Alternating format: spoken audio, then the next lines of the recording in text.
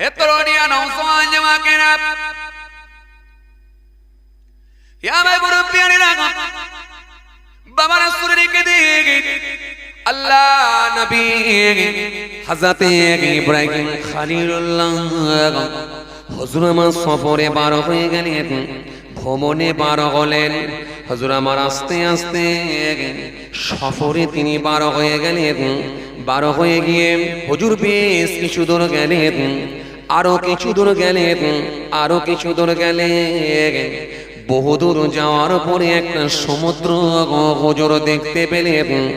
সমুদ্র, বিশাল সমুদ্র, আর এই সমুদ্র তরঙ্গের উপর দিয়ে, ঢেউর উপর দিয়ে একজন ব্যক্তি হেঁটে হেঁটে চলে যাচ্ছে। সমুদ্রের পানিতে ডোবা তো দূরের কথা, সমুদ্রের পানিতে হুজুরের পা পর্যন্ত ভেজে না। সমুদ্র তরঙ্গের উপর দিয়ে হেঁটে হেঁটে চলে যাচ্ছেন, ঢেউর উপর দিয়ে হেঁটে হেঁটে চলে যাচ্ছেন। সমুদ্রের পানিতে ডুবে যাওয়া তো দূরের কথা, সমুদ্রের পানিতে পা পর্যন্ত ভেজে না, একেবারে ঢেউর উপর দিয়ে হেঁটে হেঁটে যাচ্ছেন। ইব্রাহিম খলিলুল্লাহ দেখছেন দূর থেকে, হতভম্ব হয়ে গেলেন, অবাক হয়ে গেলেন। অবাক হয়ে গিয়ে আল্লাহ, এই যে বিশাল সমুদ্র ঢেউ, যেখানে বড় বড় জাহাজকে পর্যন্ত ডুবিয়ে দেয়, এই বিশাল সমুদ্র ঢেউতে আল্লাহ তুমি তোমার গোলামকে, তুমি তোমার বান্দাকে পানির উপর দিয়ে হাঁটাচ্ছ। আল্লাহু আকবার। ইব্রাহিম খলিলুল্লাহ দেখে হতভম্ব হয়ে গেলেন, অবাক হয়ে গেলেন। অবাক হয়ে গিয়ে আল্লাহ, আমি ওই বিশাল সমুদ্রের উপর দিয়ে, এই পানির উপর দিয়ে আমিও হাঁটতে চাই। জোরে বলবেন না, আমিও হাঁটতে চাই, আমিও যেতে চাই। আল্লাহ আপনি একবার হুকুম দেন যাতে করে আমি ওই তরঙ্গের উপর দিয়ে, পানির উপর দিয়ে, ঢেউর উপর দিয়ে হেঁটে গিয়ে আল্লাহ তোমার ওই যে মাহবুব বান্দা হেঁটে হেঁটে যাচ্ছেন, আমি উনার কাছে গিয়ে একটু দেখা করব। আল্লাহ আপনি একবার হুকুম দেন আমি যাতে করে পানির উপর দিয়ে হাঁটতে পারি। আল্লাহু আকবার। জি জি, এই জন্য আপনাকে আমি কি বলছিলাম, ঈমান তাজা হয়ে যাবে। সমুদ্রের পানি গিয়ে দেখবেন, আপনি হিসাব করে দেখে নেবেন যে আমি এখান পর্যন্ত এসেছি, আমি মুসাফির হয়ে গেছি। মুসাফির যদি আপনি হয়ে থাকেন, আপনি কসরের নামাজ আদায় করলেন, কসরের নামাজ পড়ে একেবারে সুন্নতি লেবাস পরে আপনি কসরের নামাজ পড়ে যখন আপনি ওই সমুদ্র ধারেতে গিয়ে দেখবেন, ওই সমুদ্রের পানি দেখবেন আর নিজেকে ভাবাবেন, আল্লাহ আল্লাহ তুমি তো ঘোষণা দিয়েছো মাঝে মাঝে তোমরা আমার নিয়ামতগুলো তোমরা দেখো এবং আমার ধ্বংসপ্রাপ্ত জিনিসগুলো তোমরা দেখো। আমি আল্লাহ কেমন করে বানিয়েছি একবার দেখো। আল্লাহ দেখেছি, আমার জ্ঞান বেড়ে গেছে আল্লাহ, আল্লাহ আমার ঈমান তাজা হয়ে গেছে আল্লাহ, আল্লাহ আল্লাহ আমার ঈমান তাজা হয়ে গেছে আল্লাহ। আল্লাহ তুমি যদি কবুল করো আল্লাহ, আল্লাহ তুমি একটা নেকি দিতে পারো। আমার আল্লাহ রাজি হলে, খুশি হলে, আল্লাহর নির্দেশ মেনে, আল্লাহর নিদর্শন দেখার জন্য আল্লাহ ইচ্ছা করলে আপনার নেকির খাতাতে একটা নেকিও দিতে পারে। আনজুর কাইফা কানা আকিবাতুল মুকাজ্জিবিন, আল্লাহ কোরআনের মধ্যে ঘোষণা দিয়েছে। কে বলেছে আপনি? নেকি ছড়িয়ে আছে, তুলে নিতে পারলে আপনি গেনার হবেন, সাকসেসফুল হবেন। তা বলে আপনি যদি অন্যায় পথ বেছে নেন, আপনি যদি শয়তানি রাস্তা বেছে নেন, তাহলে নেকি হওয়া তো দূরের কথা, আপনার জন্য পাপ ছাড়ার অন্য কিছু জুটবে না। কথা বুঝে আসছে?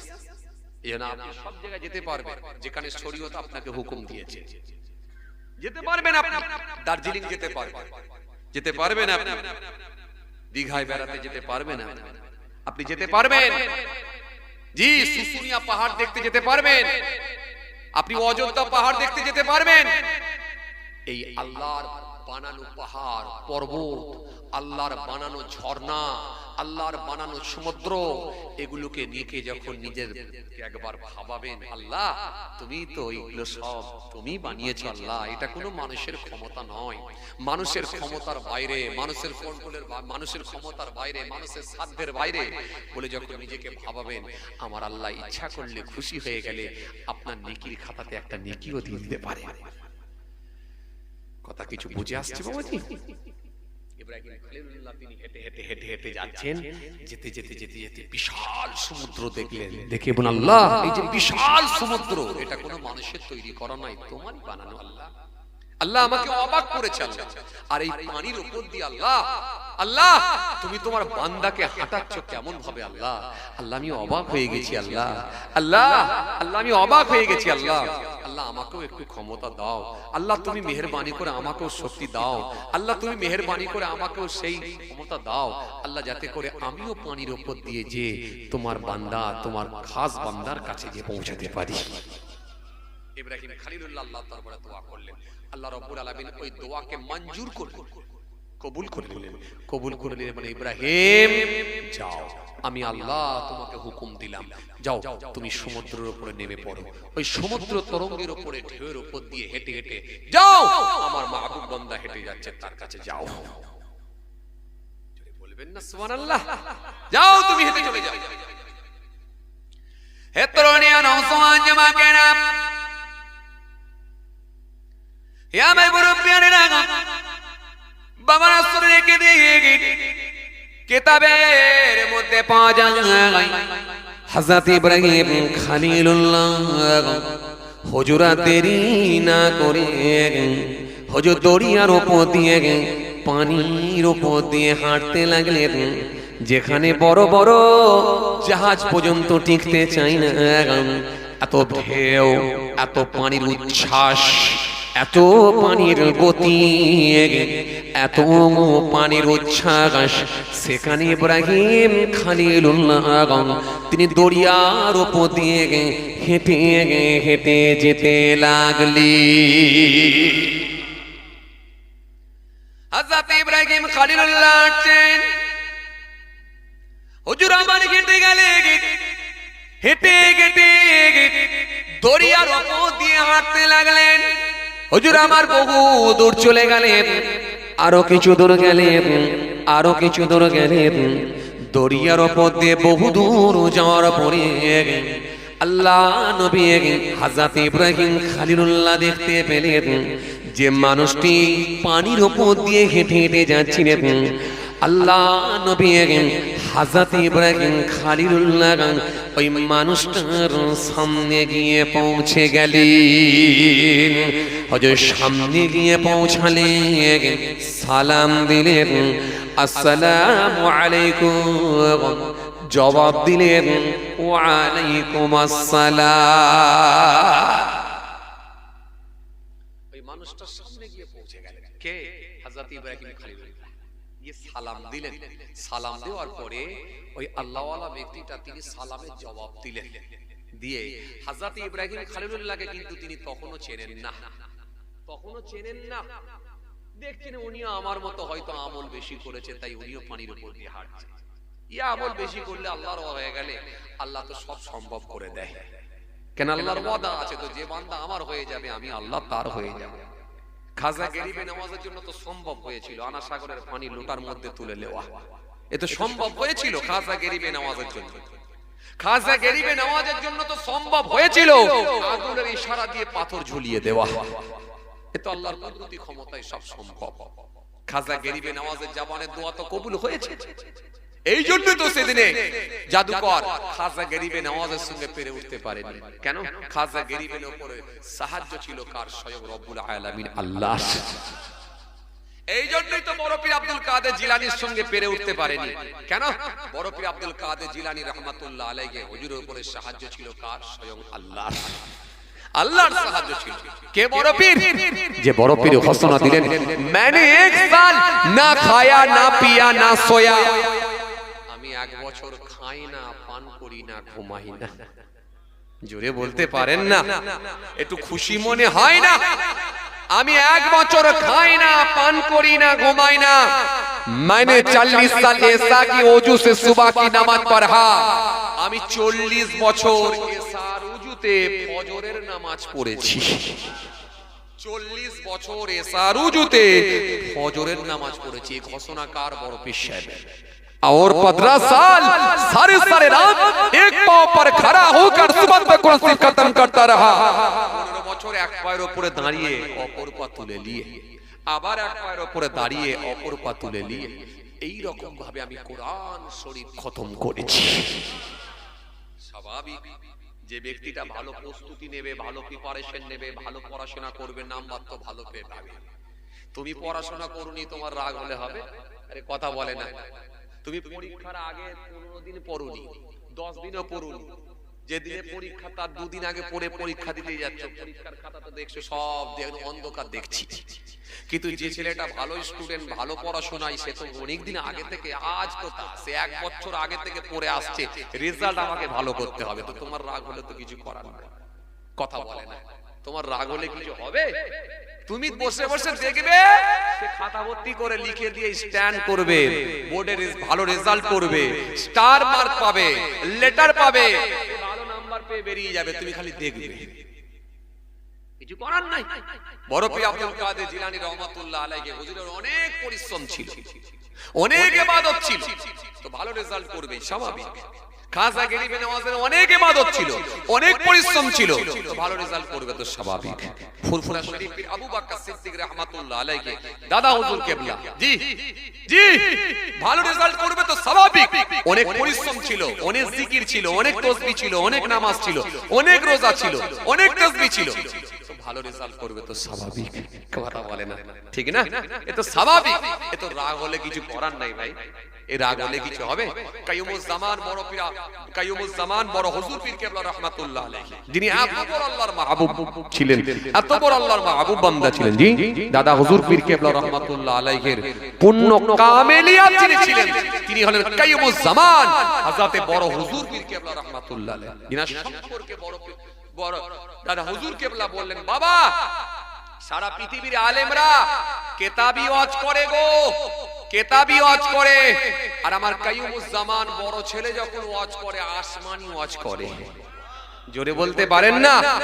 আল্লাহ কি জ্ঞান দিয়েছিলেন? ইলমে লাদুন্নি হাসিল করেছিলেন। এ তো তোমার রাগ হলে হবে না বাবা, এত সহজ নয়।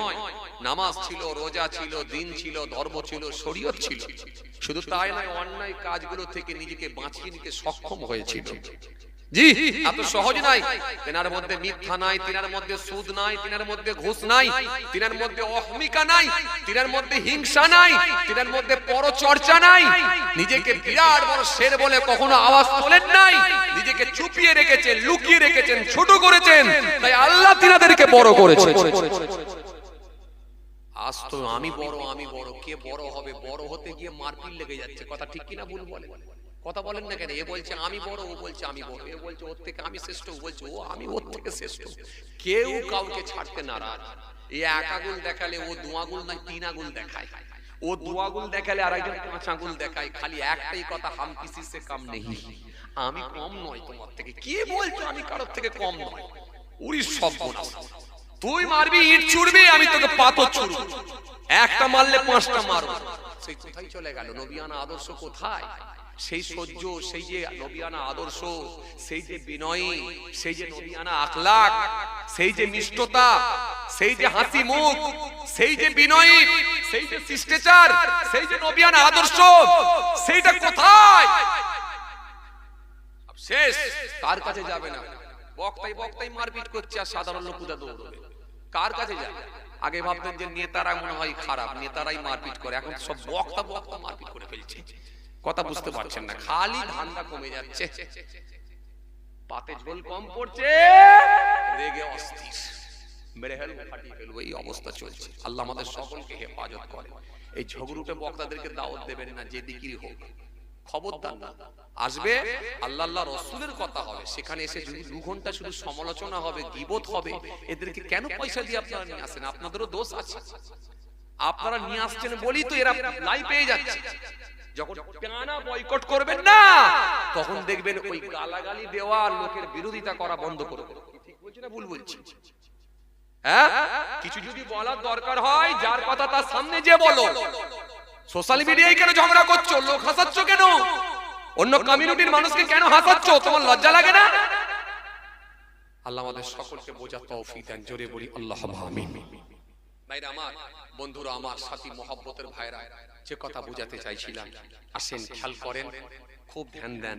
জি, তাহলে মুফতি আজম মেজলা হুজুর পীর কেবলা রাহমাতুল্লাহ আলাইহি, বসিরহাট আল্লামা রুহুল আমিন রাহমাতুল্লাহ আলাইহি অনেক ত্যাগ স্বীকার করেছেন বাবা, অনেক প্রিপারেশন নিয়েছেন, অনেক প্রস্তুতি নিয়েছেন, অনেক পরিশ্রম করতে হয়েছে, তবে আল্লাহ পাক তেনাদেরকে কবুল করে এই জায়গা দান করেছেন। জি, তারা ইউটিউবের মাধ্যমে, সোশ্যাল মিডিয়ার মাধ্যমে ভাইরাল হয় না গো, ভাইরাল স্বয়ং আল্লাহ নিজে করে দিয়েছেন।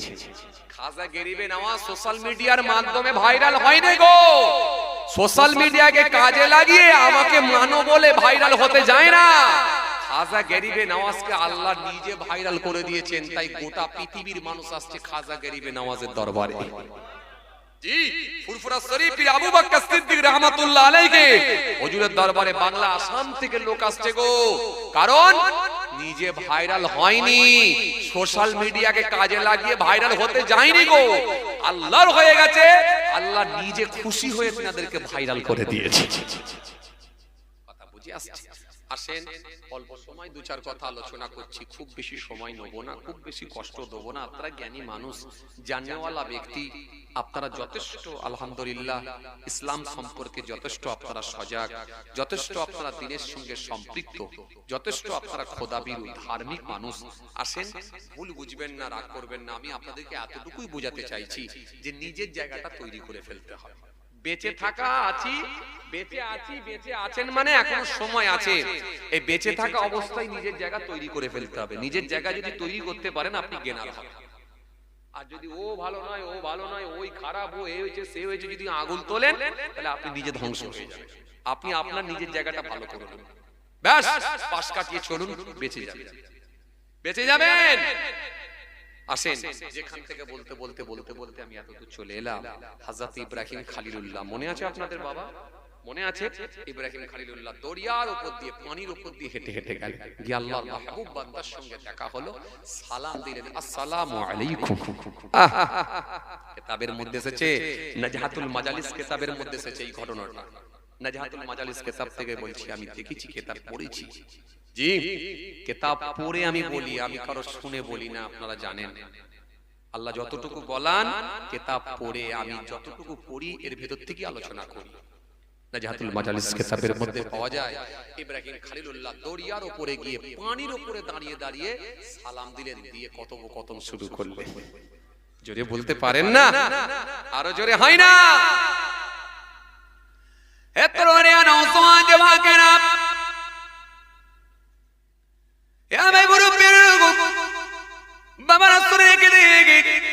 কিতাবের মধ্যে পাওয়া যায় হযরত ইব্রাহিম খলিলুল্লাহর সঙ্গে আল্লাহর মাহবুব বান্দা বেশ কিছুক্ষণ পানির উপরে দাঁড়িয়ে দাঁড়িয়ে কথা হলো, যেখানে বড় বড় সমুদ্রের উপরে বড় বড় নৌকা টেকে না, বড় বড় লঞ্চ টেকে না, বড় বড় জাহাজ টিকতে চায় না, সেখানে আল্লাহর কুদরতি ক্ষমতা, আল্লাহর মাহবুব বান্দাদেরকে পানির উপরে আল্লাহ দাঁড় করিয়ে রেখেছে। আরো জোরে বলেন, আরো জোরে বলেন। হযরত ইব্রাহিম খলিলুল্লাহ বললেন, ভাই চলুন একটু আগে যাওয়া যাক। আল্লাহর মাহবুব বান্দা বললেন, চলুন একটু আগে যাই। আল্লাহ মাহবুব বান্দা, আল্লাহর খাস বান্দা পানির উপর দিয়ে হাঁটছে। হযরত ইব্রাহিম খলিলুল্লাহ তিনিও পানির উপর দিয়ে হাঁটছেন। আরো কিছু দূর গেলেন, আরো কিছু দূর গেলেন, আরো কিছু দূর গেলেন। বেশ কিছু দূর যাওয়ার পরে একটা মতির মেম্বার দেখতে পেলেন, মতির মেম্বার দেখতে পেলেন। মতির মেম্বার সমুদ্র পানির উপরে আল্লাহর কুদরতি ক্ষমতায় বানানো হয়েছে। ওই মতির মেম্বারে গিয়ে হযরত ইব্রাহিম খলিলুল্লাহ সঙ্গী ব্যক্তিটা আল্লাহকে স্মরণ করার জন্য নামাজে দাঁড়িয়ে গেলেন। নামাজে দাঁড়িয়ে গেলেন, নামাজ পড়ছে, নামাজে দাঁড়িয়ে গেছে। কথা বুঝে আসছে? তাহলে তখনও নামাজ পড়ার সিস্টেম ছিল, কিন্তু আমাদের মতো ধারাবাহিক ভাবে নামাজ পড়া লাগতো না। মুসা কালিমুল্লাহ জামানাতেও নামাজ পড়া হতো, কথা কিছু বুঝে আসছে বাবাজি? ঈসা রুহুল্লাহর জামানত নামাজ ছিল, মুসা কালিমুল্লাহর জামানত নামাজ ছিল, কিন্তু রুকু করা লাগতো না, সিজদা করা লাগতো না। সিজদা আর রুকু আমার আল্লাহ ওয়াজিব করেছেন শেষ নবী, আখেরি নবী, নবী মুহাম্মদ মুস্তাফা সাল্লাল্লাহু আলাইহি সাল্লাম থেকে আমার আল্লাহ খুশি হয়ে গিয়ে সিজদা আর রুকুটা আমাদের জন্য ওয়াজিব করে দিয়েছেন।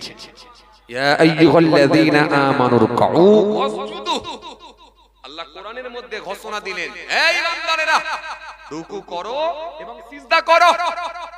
এই রুকু সিজদাটা আমাদের নবীকে আমার আল্লাহ ভালোবেসে তার উম্মতদের জন্য ওয়াজিব করে দিয়েছেন। কথা কিছু বুঝে আসছে? অন্যান্য নবীদের জামানাতেও নামাজ ছিল, কিন্তু নামাজ রুকু ছিল না, সিজদা ছিল না, কিন্তু নামাজ ছিল, কিয়াম ছিল, নামাজ ছিল। ইব্রাহিম খলিলুল্লাহ নামাজ পড়েছেন, এমনকি পানির উপরে। কথা কিছু বুঝে আসছে বাবাজি? হ্যাঁ, ইব্রাহিম খলিলুল্লাহ নামাজ পড়ছেন, আর আল্লাহর মাহবুব বান্দা তিনিও নামাজ পড়ছেন। দুরাকাত করে নামাজ আদায় করলেন। নামাজ আদায় করে ইব্রাহিম খলিলুল্লাহকে সেই সময় বলতে শুরু করেছেন। ইব্রাহিম খলিলুল্লাহ সেই সময় বলতে লেগেছেন, ও আল্লাহর মাহবুব বান্দা, আপনি কতদিন এইভাবে ইবাদত করছেন? জোরে বলবেন না সুবহানাল্লাহ? কতদিন এইভাবে ইবাদত করছেন? হে তরুণিয়া নওজওয়ান জামাকেরা, হে ভাই মুরব্বিয়ারা, বাবা রাসূলকে দেখে হযরত ইব্রাহিম খলিলুল্লাহ সেই সময় বললেন, ও আল্লাহর মাহবুব বান্দা, ও আল্লাহর খাস বান্দা, আপনি কতদিন এইভাবে ইবাদত করছেন? আল্লাহর মাহবুব বান্দা সেই সময় বলেছিলেন, হুজুর শুনেন, আমি এইভাবে একদিন, দুদিন, 3 দিন নয়, 400 বছর ইবাদত করছি। আরো জোরে বলেন, আরো জোরে বলেন। হযরত ইব্রাহিম খলিলুল্লাহ বললেন, ও আল্লাহর মাহবুব বান্দা, ও আল্লাহর খাস বান্দা, আপনি কখন খান? খাবার কি আপনার লাগে না? কখন খান? খাবার কি আপনার লাগে না? আপনি খান কখন? কখন খান? খাওয়ার টাইম কই? আমি তো দেখছি আপনি পানির উপর দিয়ে হাঁটছেন, খাওয়া তো আপনার লাগছে না দেখছি, খান কখন? আল্লাহ বাবু বান্দা সেই সময় বলতে লেগেছেন, হুজুর শরীরকে দেখে আমি খাই, কিন্তু খুব কম খাই। আমি বছরে একবার খাই। ওই বছরে একবার খেয়ে নিলে সারা বছর আমার আল্লাহ চালিয়ে দেয়। আরো জোরে বলেন, হুজুর আমার খাওয়া লাগে না, বছরে একবার করি খাই, বছরে একবার খাই। ওই একবার খেলেই আমার আল্লাহ আমাকে চালিয়ে দেয়। কথা বুঝে আসছে না? হ্যাঁ, কিছু কিছু লোক আছে দেখবেন খেয়ে অস্থির হয়ে যায়, উনি সব আছে না? কিছু কিছু লোক আছে দেখবেন উনি সব সকালে খাচ্ছে খালি বলছে লিয়াই, কথা বলে না। বেলা 10টার সময় খাচ্ছে তো লিয়াই, দুপুর বেলা খালি বলছে লিয়াই। মাঝে মাঝে খাওয়া দেখলে হাসি লেগে যায়। জলসায় গেছি, আল্লাহু আকবার, কথা বুঝতে পারছেন না? প্লেটে করে খাবার দিয়েছে, খাবার। আমি বললাম, কই চাচা কত খাবার নিয়ে এসেছেন, এত ভাত খাওয়া যায়? প্লেট নিয়ে আসেন। প্লেটে একেবারে 75% না, 3 ভাগ না, প্রায় 80% ভাত তুলে দিলাম, অল্প একটু ভাত রেখেছি। তখন মুরব্বি চাচা বলছে, বাবাজি কি খাবেন? আমি তো বুড়ো বয়সে এর থেকে বেশি খাই। কথা বুঝছেন না? বলছে আমি বুড়ো বয়সে এর থেকে বেশি খাই, তো আপনি তো সব ভাতই তুলে দিচ্ছেন। কথা বুঝছেন না?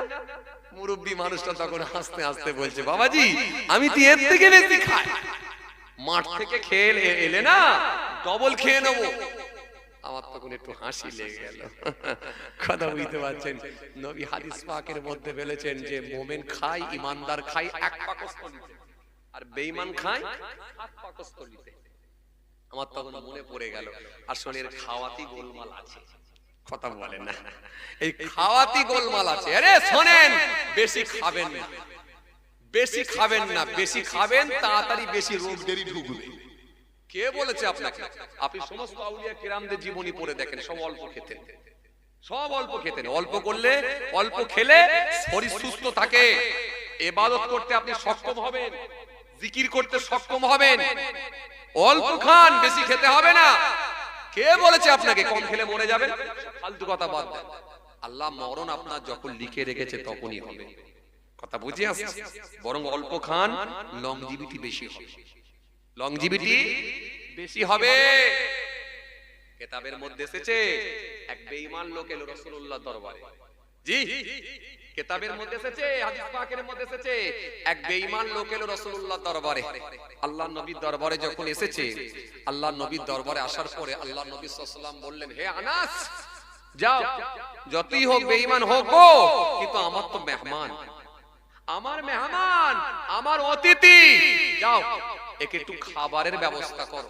হযরত আনাস রাদিয়াল্লাহু তাআলা আনহু আর দেরি না করে, যাও আনাস, ছাগলের দুধ নিয়ে এসে একে খাওয়াও। হযরত আনাস একটা পাত্র নিয়ে গেলেন, নিয়ে গিয়ে ছাগলের দুধ দহন করে নিয়ে এলেন, নিয়ে এসে ভালো করে সুন্দর করে নিয়ে এসে বলেন, ও আল্লাহর বান্দা, খাও খাও। ও লোকটা একেবারে চো চো করে খেয়ে নিয়ে পেট ভরিয়ে ফেললো। এই একেবারে চো চো করে খেয়ে পুরো খাওয়া কমপ্লিট করে দিল। করে দেওয়ার পর হযরত আনাস রাদিয়াল্লাহু তাআলা আনহু বলছেন, আর খাবে? বলে, হ্যাঁ খাবো খাবো। ওই যে বললাম না, ও বেঈমান লোক সবসময় খাবে ইবলিসকে নিয়ে, কথা বলে না। জি, হযরত আনাস রাদিয়াল্লাহু তাআলা আনহু আবার একটা পাত্র করে আবার তিনি দুধ দহন করে নিয়ে এলেন, নিয়ে এসে দিলেন। লোকটা চো চো করে খেয়ে উড়িয়ে দিল। দিয়ে হযরত আনাস বলছেন, কি গো আর খাবে? বলে, হ্যাঁ খাবো। সর্বনাশ করেছে, কি কতক্ষণ খাবে রে ভাই? জি, হযরত আনাস রাদিয়াল্লাহু তাআলা আনহু এর একটা পাত্রে করে আবার ছাগলের দুধ দহন করে নিয়ে এলেন, নিয়ে এসে বলেন, খাও। লোকটি চো চো করে খেয়ে নিল। খেয়ে নিয়ে এর এক ভাঁড় দুধ খাওয়া হয়ে গেল। হওয়ার পরে হযরত আনাস জিজ্ঞাসা করছে, আর খাবে? বলে, হ্যাঁ খাবো। সর্বনাশ করেছে, বলিস কি রে? এরকম করে এক ভাঁড়, দু ভাঁড়, তিন ভাঁড়, চার ভাঁড়, পাঁচ ভাঁড়, ছ ভাঁড়, 7 ভাঁড় দুধ খেয়েছে। 7 ভাঁড় দুধ খেয়ে লোকটি বলছে, আর খাবো নি। হযরত আনাস রাদিয়াল্লাহু তাআলা আনহুকে আল্লাহর নবী বললেন, যাও একটু শোয়ার জায়গা করে দাও, বিছানা করে দাও, যাতে করে গিয়ে শুয়ে পড়ে। ওকে রেস্টের জায়গা করে দাও। ও লোকটিকে রেস্টের জায়গা করে দেয়া হলো। শুয়ে পড়লো বেটা, ও শুয়ে পড়লো, শুয়ে ঘুমিয়ে পড়লো। ঘা ঘু করে নাক ডাকছে। কেন? ও তো খাই বেশি, ও নাক ডাকবে বেশি, কথা বলে না। খানেওয়ালা লোকেরা নাক ডাকে বেশি, কথা বুঝতে পারছে। ওদের ভুঁড়ি বড় হয়, ওদের মোচ খুব বড় হয়, সাংঘাতিক মোচ হয়, দেখবে ওদের মোচটাও বড় হয়, কথা বুঝতে পারছেন। ও খানেওয়ালা লোক বুঝে যাবে, কথা বুঝছে। তো লোকটা ঘা ঘু করে নাক ডেকে রাত কাটিয়ে দিল। হযরত আনাস রাদিয়াল্লাহু তাআলা আনহু ফজরের নামাজ পড়বেন বলে মসজিদুন নববীতে চলে গেলেন, গিয়ে নামাজ আদায় করলেন। নামাজ আদায় করে হযরত আনাস রাদিয়াল্লাহু তাআলা আনহু রাসূলুল্লাহ দরবারে বসে আছেন। আর ও লোকটার তো নামাজ কালাম লাগে না, কারণ ও তো বেঈমান লোক, কথা বুঝতে পারছেন। ও তো একেবারে সারা রাত ধরে ঘুমিয়ে উঠে এবারে আস্তে আস্তে রাসূলুল্লাহ দরবারে গিয়ে দাঁড়িয়ে আছে। আল্লাহর নবী বলে, মুখ টুক ধুয়েছো বাবা? জি ধুয়েছি। বসো, চুপ করে বসো। এ তরুণিয়া নওজওয়ান জামাকেরা, ইয়া মাই মুরব্বিরা, বাবা রাসূলকে দেখে কিতাবের মধ্যে পাওয়া যায় আল্লাহ নবী প্রত্যেক দিন ফজরের নামাজের পরে সাহাবেদেরকে নিয়ে আমার নবী গোল করে একটু বসতেন। সাহাবীদের মুখের দিকে তাকিয়ে আল্লাহ নবী আলোচনা করতেন। সাহাবীরা নানা রকম প্রশ্ন রাসূলুল্লাহর থেকে জেনে নিতেন। রাতে যদি কেউ কোনো স্বপ্ন দেখে থাকে, আল্লাহ নবীকে সেই স্বপ্নের মানেটা জিজ্ঞাসা করতেন। নবী সেটাকে মানে করতেন, ব্যাখ্যা করে বোঝাতেন। এজন্য রাসূলুল্লাহ প্রত্যেক দিন ফজরের নামাজের পরে সাহাবীদেরকে নিয়ে একটু মসজিদুন নববীতে বসে থাকতেন। হযরত আনাস রাদিয়াল্লাহু তাআলা তিনি বসে আছেন, কথা বুঝছেন। এখন ও লোকটা ঘুম থেকে উঠে আস্তে আস্তে ও চোখ মুখ লগড়ে গিয়ে নবীর দরবারে গিয়ে ও বসেছে।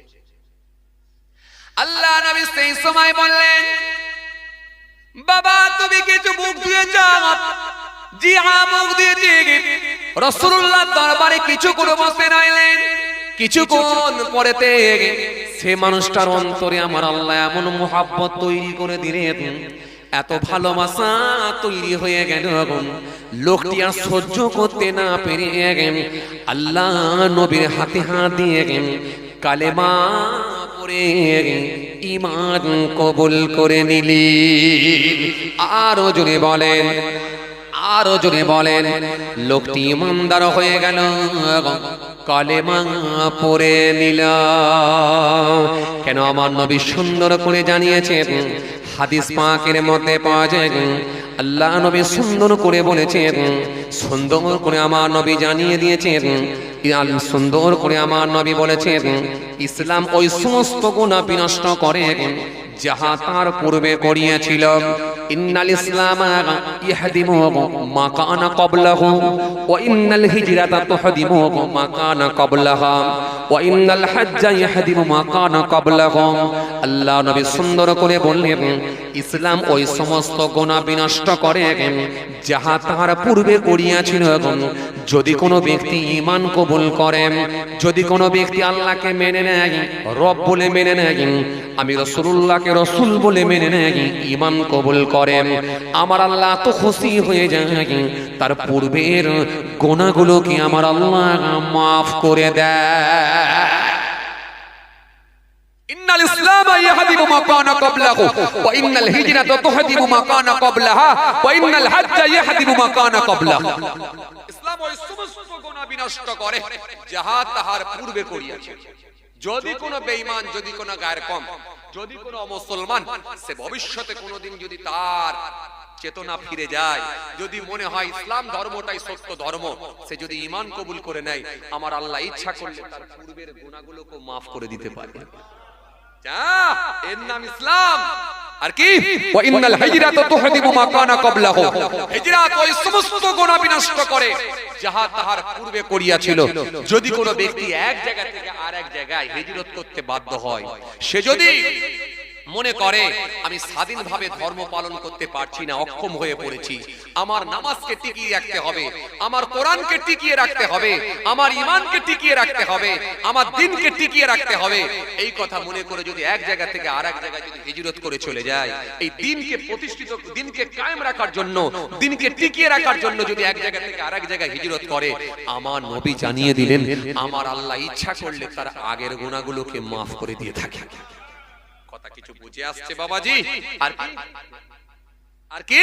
ওয়াইদাল হজ্জা ইয়াহদিমু মা কানা ক্বাবলাহু। আর হজ ওই সমস্ত গুনাহ বিনষ্ট করে। যদি কোনো ব্যক্তি হালাল টাকা থেকে 4.5 লাখ টাকা, 4 লাখ টাকা খরচ করে যদি একবার কাবা বাইতুল্লাহ শরীফ তওয়াফ করে, সাফা মারওয়া সাই করে, হাজর আসওয়াদে চুম্মা দেয়, নবী রওজা শরীফে গিয়ে একবার সালাম দেয়, আমার আল্লাহ এত খুশি হয়ে যায়, এত রাজি হয়ে যায়, ওই হালাল টাকায় হজ করার জন্য আল্লাহ ইচ্ছা করলে তার পূর্বের গুনাহগুলোকে maaf করে দিতে পারে। হালাল টাকায় হজ করতে, কথা বুঝি আসছে? এখন তো কিছু লোক আবার লটারি কেটে হজ করতে চলে যাচ্ছে, খালি ডিগ্রিটা একটা নব পা পর্যন্ত জুব্বা ঝোলাও, আর আমাকে কে রুখে দেবে? কিছু লোক আছে না এরকম, এত সহজ।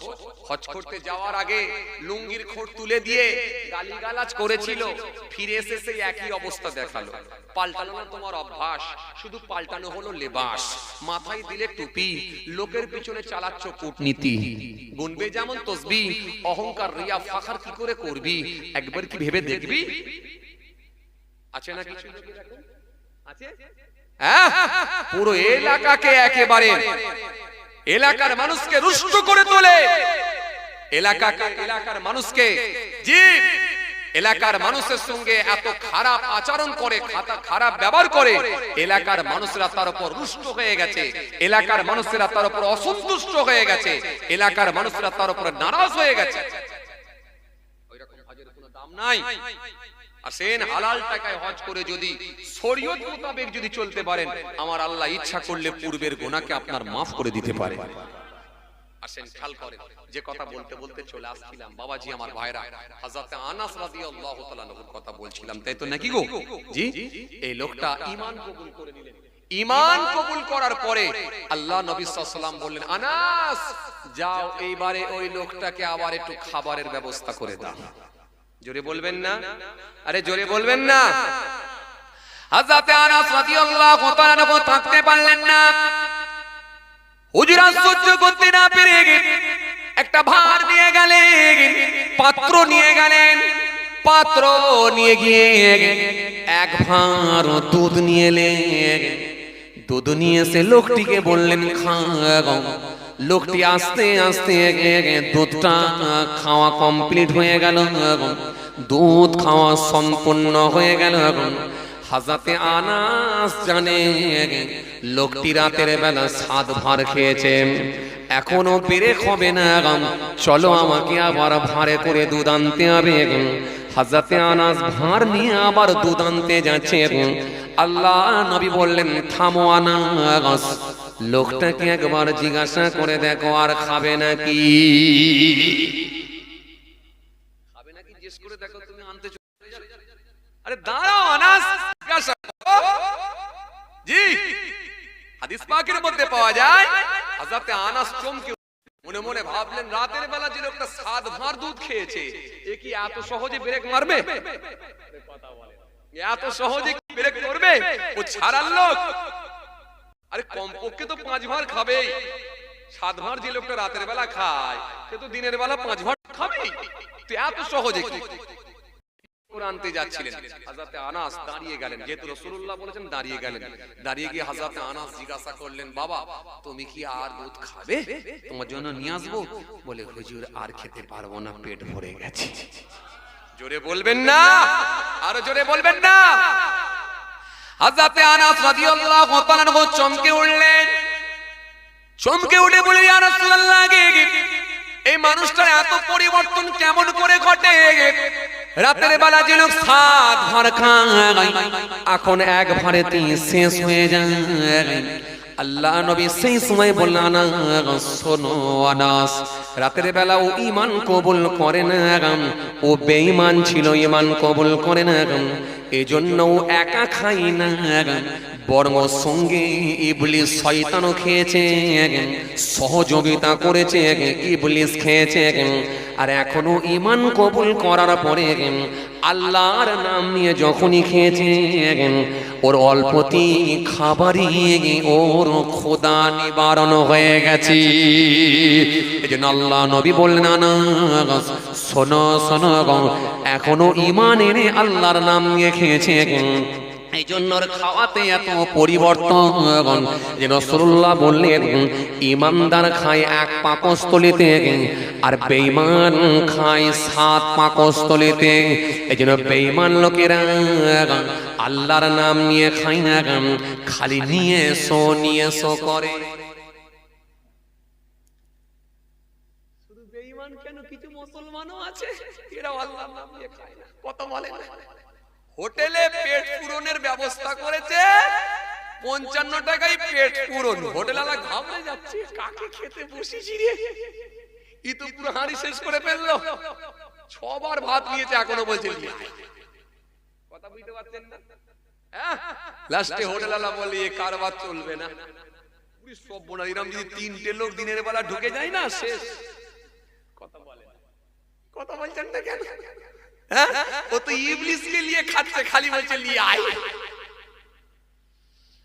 আসেন, অনেক দূরে চলে এসেছি, আমি কোথা ছিলাম বলেন দেখিনি? কোথায় ছিলাম বলেন দেখিনি? বাবা এই তো বিরাট শুনে গইরা, ভুলে যাওয়ার লোক নয়। হ্যাঁ, ওফ আল্লাহু আকবার, এই তো কেউ ভুলে যায়নি দেখছি। আমি ভাবলাম ভুলে গেলি বেঁচে গেলাম। কথা বুঝছেন না? ভুলে গেলি আর বলতে হবে না, ঠিক মনে রেখে দিয়েছে। পানির উপরে ছিলাম হুজুর। আপনারা পানির উপরে ছিলেন? চটের উপরে বসে আছে বলে পানির উপরে ছিলাম হুজুর। আরে আপনারা না, ইব্রাহিম খলিলুল্লাহ হুজুর ছিলেন। ঠিক ঠিক, ইব্রাহিম খলিলুল্লাহ পানির উপরে ছিলেন। হুজুর জিজ্ঞাসা করলেন, আপনি খান কখন? বলে হুজুর খাই বছরে আমি একবার খাই, সারা বছর আর লাগে না। আল্লাহ আমার ক্ষুধার যন্ত্রণা নিবারণ করে দেয়। কথা বুঝে আসছে বাবাজি? একবার খায়, এইভাবে কতদিন ইবাদত করছেন? 400 বছর। ইব্রাহিম খলিলুল্লাহ অবাক হয়ে গেলেন। 400 বছরের মেহনত আল্লাহর দরবারে তো কবুল হবেই ইনশাআল্লাহ। আল্লাহ কবুল করে নিয়েছেন। যেখানে বড় বড় জাহাজ থেকে না, সেখানে পানির উপর দিয়ে আল্লাহর কুদরতি ক্ষমতায় হেঁটে হেঁটে যায়, পানির উপরে দাঁড়িয়ে দাঁড়িয়ে নামাজ আদায় করে। আল্লাহু আকবার, আল্লাহু আকবার। এতরণীয় নওজওয়ান জামাকেরা,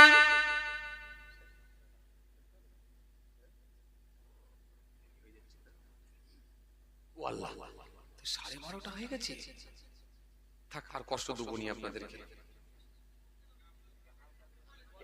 পয়সা দিতে হবে গো। আল্লাহ, গেটে অনেক লোকজন সব দাঁড়িয়ে আছে, জ্যাম লেগে গেল, চটফট আর নেই। চটফট দিলে ভালো হতো তো। এই দিকটা না হলে একটা, এই গলিটাই একটা চট দিয়ে দেন না, এই গলিটাই দাঁড়িয়ে আছে কষ্ট করে। ওরা যখন আসতে মন চেয়েছে, যখন অনেকক্ষণ ধরে দাঁড়িয়েও আছে। এই যা লোক আছে জায়গায় ধরবে না চাচা, একটা দুটো লোক হলে ধরে যেত। অনেকগুলো লোক আছে, অনেক মানুষ আছে, গেট পুরো জাম হয়ে গেছে। এই চটটা একটা লম্বা করে দেন না এর উপরে। একবার মহাব্বতের সঙ্গে দরুদ শরীফ আল্লাহুম্মা সাল্লি আলা মাওলানা মুহাম্মদ।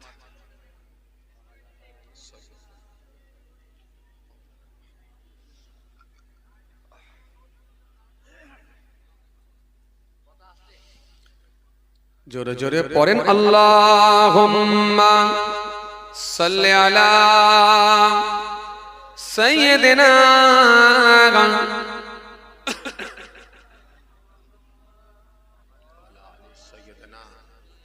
মাওলানা মুহাম্মদ সাল্লাল্লাহু আলাইহি ওয়াসাল্লাম।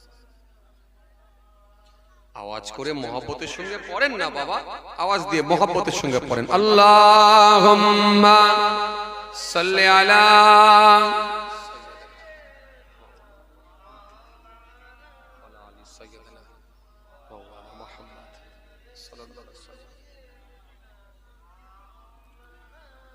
নূরে আকম জাসম দলে এসে মা আমিনার কোলে 12 রবিউল আউয়ালে। জোরে হবে না সুবহানাল্লাহ? আরো জোরে হবে না? 12 রবিউল আউয়ালে ফোটে ফুল পাপড়ি ওই মেলে, যেন চাঁদ পূর্ণিমার খেলে। মেঘেদের পর্দা তোলে, মেঘেদের পর্দা তোলে। নূরে আকম জাসম দোলে এসে মা আমিনার কোলে।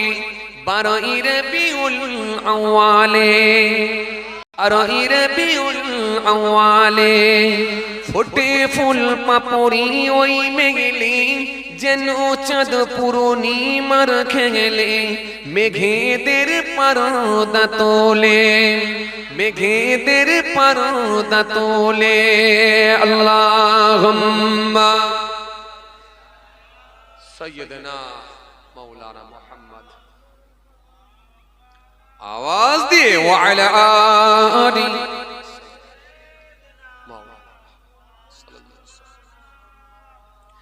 যে উটনির গুণ দুর্বল ছিল, সে শক্তি আপন দেখে পেল।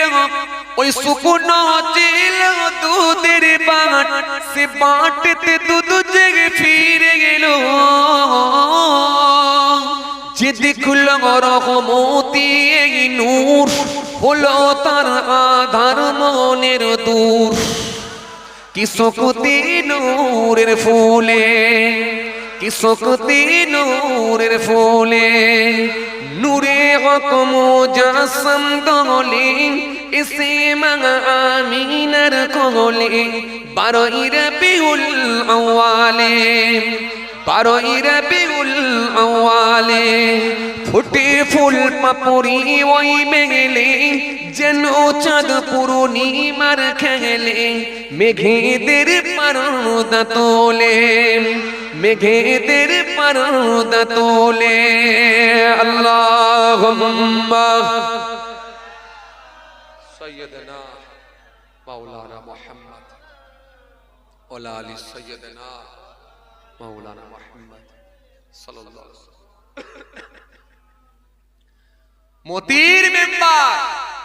মতির মেম্বারে গিয়ে দুজনাই নামাজ আদায় করলেন। কোথায়? দরিয়ার উপরে, পানির উপরে। আল্লাহু আকবার। নামাজের সমাপ্তি ঘটিয়ে নামাজ শেষ করে আল্লাহর মাহবুব বান্দা বলে, হুজুর চলেন একটু আগের দিকে যাই। হযরত ইব্রাহিম খলিলুল্লাহ বলে, চলুন একটু আগের দিকে যাই। হে তরুণিয়া নওজওয়ান জামাকেরা, ইয়া ভাই মুরব্বিরা, বাবা রাসূলকে নিয়ে কিতাবের মধ্যে পাওয়া যায় আল্লাহর মাহবুব বান্দা দরিয়ার উপর দিয়ে হাঁটছেন। হযরত ইব্রাহিম খলিলুল্লাহ তিনিও দরিয়ার উপর দিয়ে হাঁটছেন। আরো কিছু দূর গেলেন, আরো কিছু দূর গেলেন, বেশ কিছু দূর গেলেন। দরিয়া থেকে আস্তে আস্তে কিনারায় গিয়ে উঠে পড়লেন, জমিনের উপরে উঠলেন। জমিনের উপরে উঠে বেশ কিছুটা হাঁটার পরে সোজা গিয়ে বাইতুল মুকাদ্দাসে গিয়ে পৌঁছে গেলেন। আরো জোরে বলেন, আরো জোরে বলেন। বাইতুল মুকাদ্দাসের সামনে গিয়ে আল্লাহ মাহবুব বান্দা পানির তলাশ করতে লাগলেন, কিন্তু কোথাও পানি নাই। আল্লাহর মাহবুব বান্দা মসজিদের একটা সাইডে এক কোণাতে গেলেন। কোণাতে গিয়ে ওই মসজিদের উপরে একবার খালি নিজের হাতখানা নিয়ে একবার স্পর্শ করলেন, একবার হাতখানা নিয়ে একবার চাপড় দিলেন। চাপড়ানোর সাথে সাথে মসজিদের কোণা থেকে আল্লাহর কুদরতি ক্ষমতায় পানি বার হতে লাগলো। আরো জোরে বলেন, আরো জোরে বলেন। আল্লাহর মাহবুব বান্দা ওযু করে নিলেন। হযরত ইব্রাহিম খলিলুল্লাহ তিনিও ওযু সেরে নিলেন।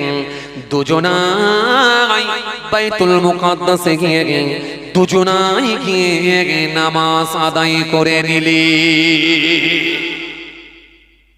নামাজ আদায় করলেন। ফের নামাজ আদায় করার পর আল্লাহর মাহবুব বান্দাকে হযরত ইব্রাহিম খলিলুল্লাহ জিজ্ঞাসা করতে লেগেছে, ভাই আপনার কি মনের ইচ্ছা কিছু আছে? এতদিন ইবাদত করছেন, আপনার কি কোনো মনের ইচ্ছা, কোনো আশা, কোনো আকাঙ্ক্ষা আছে? বলে, হুজুর আমার একটা জীবনে মনের আশা ছিল, জানি না সেটা আল্লাহর দরবারে কবুল হবে কি জানি না। হযরত ইব্রাহিম খলিলুল্লাহ বললেন, সেটা কিসের মনের আশা একবার বলেন তো আমাকে।